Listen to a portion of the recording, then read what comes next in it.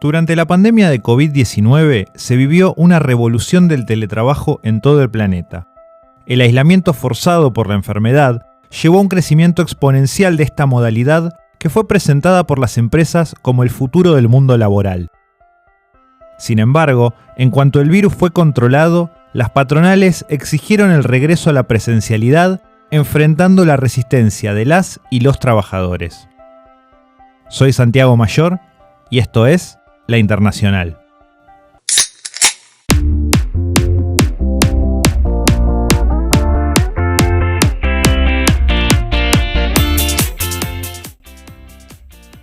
Google, Goldman Sachs, BlackRock y Tesla son solo algunas de las grandes empresas que de 2022 en adelante decidieron terminar o limitar masivamente el teletrabajo.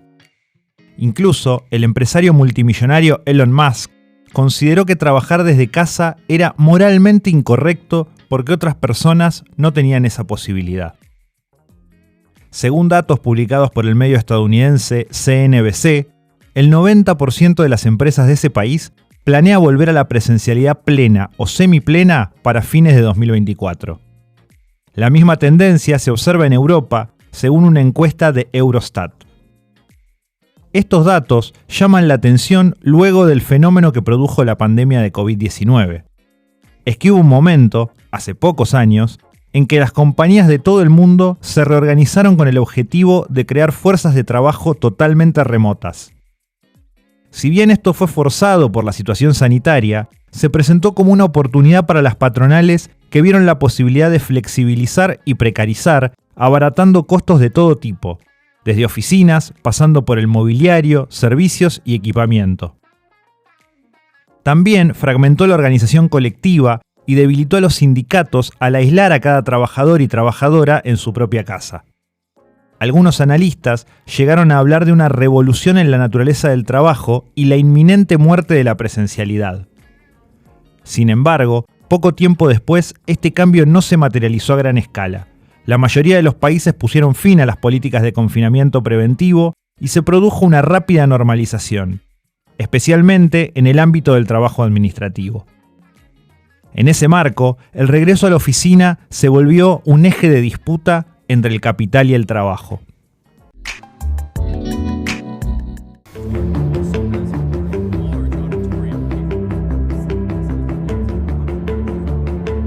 Silicon Valley, conocida como la meca de la tecnología y referente de nuevas modalidades de trabajo, características que durante pandemia hizo que fueran estas grandes empresas las primeras en masificar el conocido teletrabajo. Hoy también son las primeras en retornar a la presencialidad. En su historia del siglo XX, Eric Hobsbawm escribió que el sistema capitalista, pese a cimentarse en las operaciones del mercado, se basa también en una serie de tendencias que no están intrínsecamente relacionadas con el afán de beneficio personal que, según Adam Smith, alimenta su motor.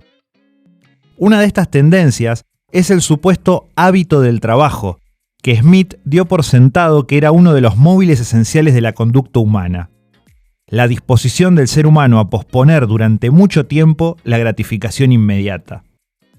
A esto se suman los también presuntos hábitos de obediencia y lealtad y otras formas de comportamiento que no encajan fácilmente en una teoría racional de la elección basada en la optimización. Sin embargo, si algo se vio desde los comienzos mismos del sistema capitalista, es que la clase trabajadora no posee ningún hábito de trabajo. Por el contrario, este ha sido un motivo de confrontación permanente con los patrones y requiere de un disciplinamiento constante.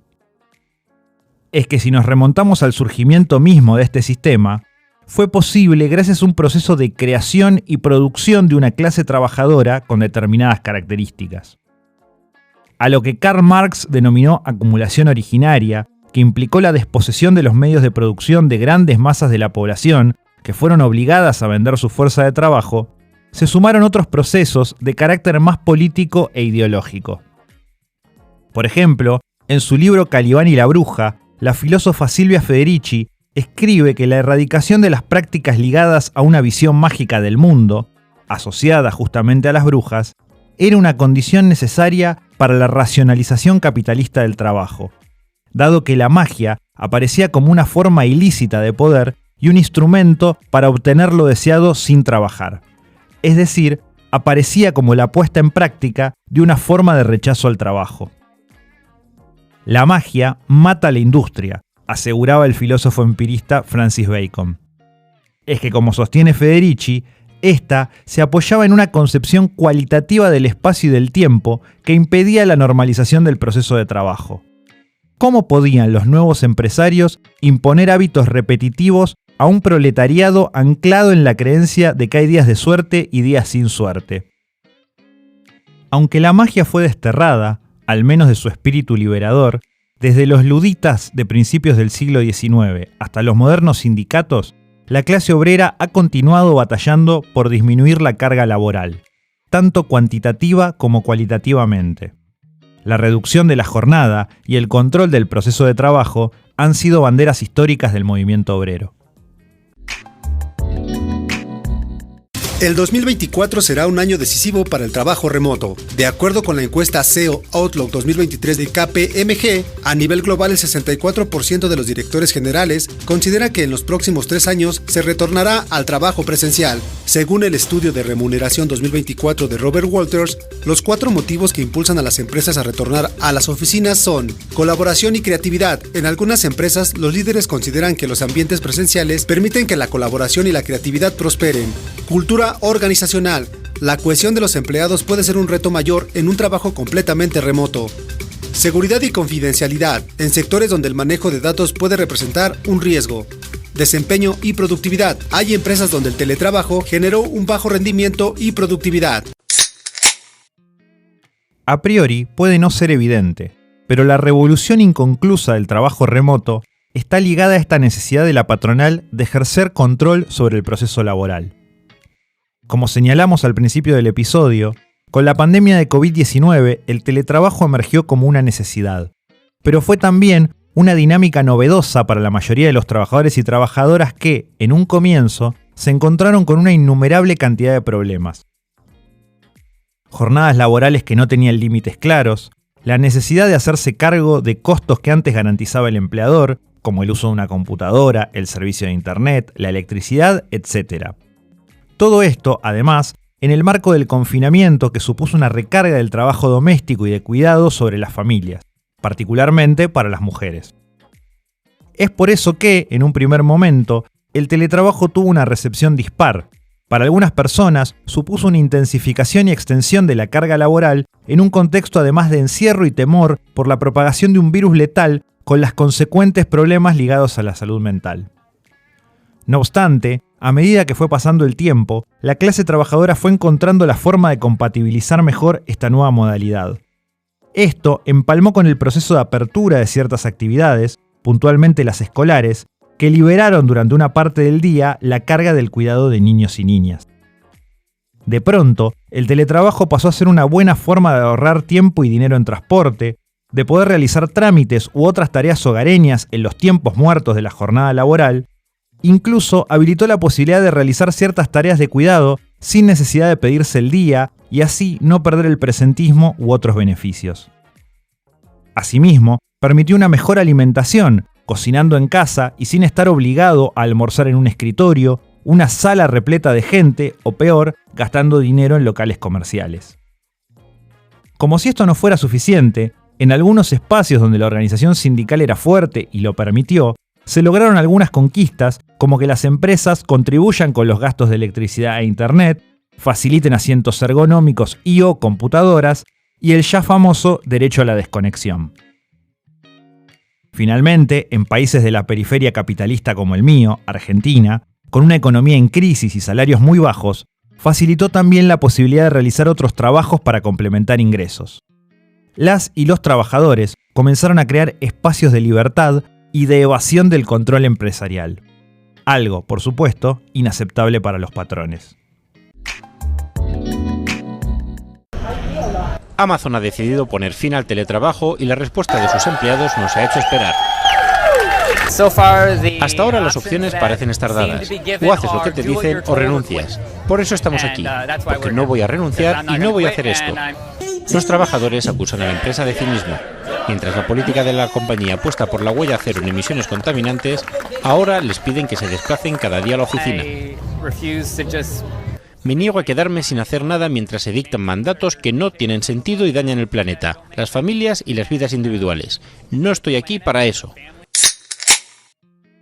Como explica Andrew Friedman, profesor de la Universidad de Bristol, la frontera del control en el trabajo no es fija ni tiene un trazado único. Existe un abanico de tácticas posibles que dependen tanto de la resistencia de los trabajadores como de las presiones competitivas del mercado. Y apunta además que, así como el control directo requiere una alta proporción de supervisores y empleados de cuello blanco, las estrategias de autonomía responsable demandan un elaborado aparato de control ideológico capaz de lograr la cooptación de los trabajadores. En otras palabras, desde el punto de vista patronal, la única manera de tener a los empleados fuera del espacio físico de trabajo es asegurándose de que tengan puesta la camiseta de la empresa, que se autoexploten tanto o más que en los momentos que tienen encima la vista de un supervisor. No casualmente, la mayoría de los empleadores que han argumentado públicamente a favor del regreso a la presencialidad lo hacen con eufemismos que remiten a estas dinámicas. Según una encuesta publicada por Business Insider, realizada a más de 500 dueños de empresas y administradores de instalaciones de Estados Unidos, las principales razones esgrimidas para poner fin o limitar considerablemente el teletrabajo son incrementar la colaboración en persona, mejorar la comunicación interfuncional, favorecer el desarrollo profesional y fomentar el sentido de pertenencia. Suena lindo, ¿no? Pero la traducción de esto es, ni más ni menos, que necesitan recuperar el control del proceso de trabajo. Esta propuesta se ha enfrentado con resistencias en todo el mundo. La pandemia fue extensa y muchas personas adaptaron su vida a la posibilidad de trabajar desde el hogar. Así lo reveló el relevamiento de la consultora Randstad, publicado en 2024, que reflejó las expectativas, estados de ánimo y comportamiento de los trabajadores en 34 países respecto al teletrabajo. Para un 40%, esta modalidad no es negociable. Este número se eleva a un 51% entre las personas más jóvenes. Por otra parte, sobre el total de encuestados, un 37% dijo que evaluaría renunciar si lo obligaran a pasar más tiempo en la oficina. En el caso particular de Argentina, el 35% de los encuestados aseguró que no aceptaría un trabajo que no le brindara flexibilidad respecto a la posibilidad de hacer tareas desde casa. Mientras que 1 de cada 4 señaló que se mudó a otras ciudades o incluso a otras provincias, suponiendo que la libertad ganada durante la pandemia respecto a poder trabajar desde cualquier lugar había llegado para quedarse. Por su parte, una encuesta de la editorial bancaria estadounidense Bankrate puso de relieve que en ese país el 74% de las mujeres trabajadoras con hijos menores de 18 años están a favor del trabajo remoto, ya que les permite conjugar mejor su empleo y las tareas domésticas que siguen recayendo mayoritariamente sobre ellas. Frente a este escenario, una de las políticas de compromiso más extendidas fue el establecimiento de un sistema híbrido con algunos días de presencialidad y otros de trabajo remoto. Se trata, en definitiva, de una disputa que sigue abierta.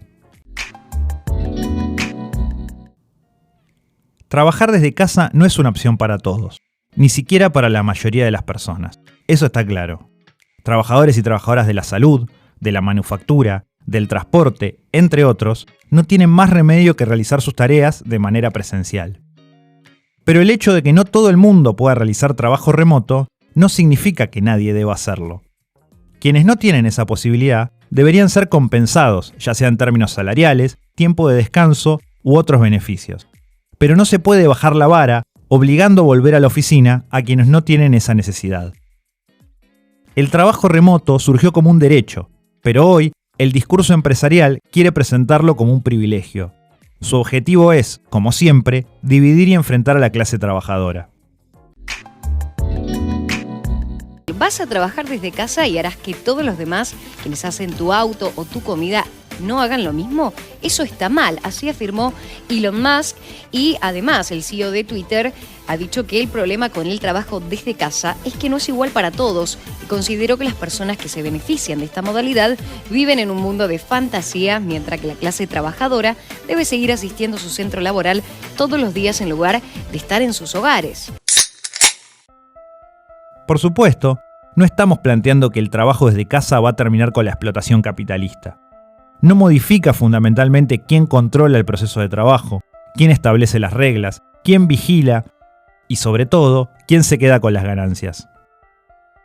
Pero, a la luz de la historia reciente, sí proporciona a los trabajadores y trabajadoras un poco más de libertad. Lejos de rechazar de plano las posibilidades que da el desarrollo tecnológico, la clase obrera debe dar la pelea por utilizarlo en beneficio propio.